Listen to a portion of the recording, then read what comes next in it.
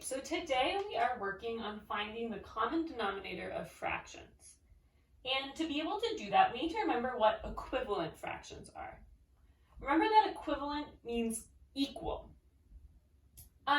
Here we've got two bar models. If I asked you which bar model has a bigger fraction highlighted, you would say they're the same, right? Like they both have the same amount highlighted. This one just has it broken up into more pieces. So let's talk about what these fractions actually are. So this one's showing that 1 out of 4 of the pieces are highlighted. 1/4 of the whole bar is highlighted. And here, 2 out of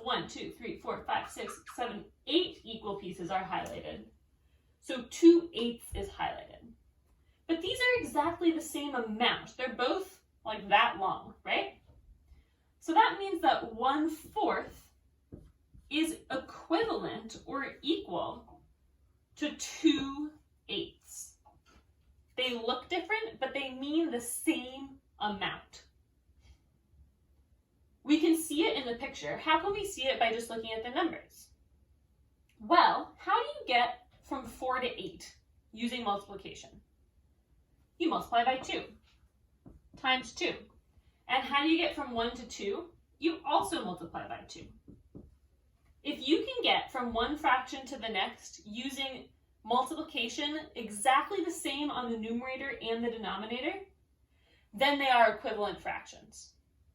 So without even making a model, let's make another equivalent fraction.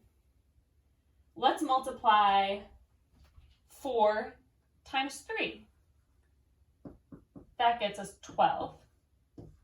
And 1 times 3 gets us 3. So 3/12 is also an equivalent fraction. Okay, so that's equivalent fractions. Now let's talk about common denominators. So we've got two fractions. Let's say we've got 1/5 and 3/10. Our goal is to rewrite these so they have a common denominator. Common denominator means the same denominator. Same denominator. So to be able to do that, we need to choose a number that we can represent 1/5 by and 3/10 by. And that number is going to be, ready for this old vocab word, the least common multiple of 10 and 5. It's the number that both 5 and 10 go into evenly. The first number you should always check is the bigger of the two denominators. In this case, it's 10. Does 5 go into 10 evenly? Yes, because 5 times 2 is 10. So this one's actually not too hard. We need to rewrite 1/5 to be something over 10. An equivalent fraction. So think back to what we just did. 5 times what gets us 10? Times 2. So 1 times 2 gets us 2. So the fraction equivalent to 1/5 with a denominator of 10 is 2/10. So to rewrite these to have a common denominator, instead of 2/5 you have instead of 1/5 you have 2/10, and then 3/10 stays the same. Now their denominator is the same, so they have a common denominator. Let's do one more.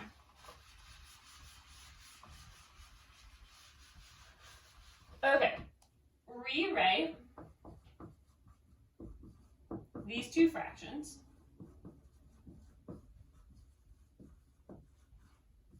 so they have a common denominator.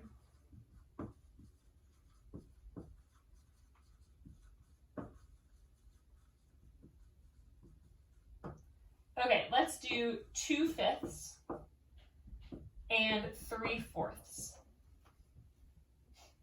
Okay, so we need to find a number that both 5 and 4 go into evenly. We're going to start with 5. Could 5 work? No, because 4 times not a whole number gets us 5. It'd be like 4 times 1.25. It needs to be a whole number. So 5 doesn't work. Here's a trick. The easiest way to do this is to just count up the multiples of 5 and check those. So 5, 10, 15, 20, 25. Okay. Hopefully one of those will work. Does 4 go into 10 evenly? Nope, because 4 times 2 is 8, 4 times 3 is 12. 10 doesn't work. Does 4 go into 15 evenly? Nope. Does 4 go into 20 evenly? Yes, because 4 times 5 is 20. So 20 is going to be our common denominator. Now we have to turn both of these into fractions with the denominator of 20. All right, let's look at this one first.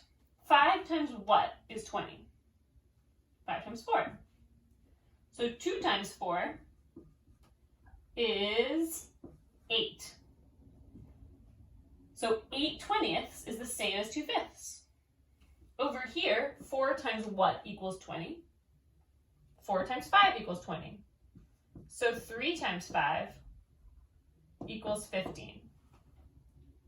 So our equivalent fractions with a common denominator are 8/20 and 15/20. And that is our answer.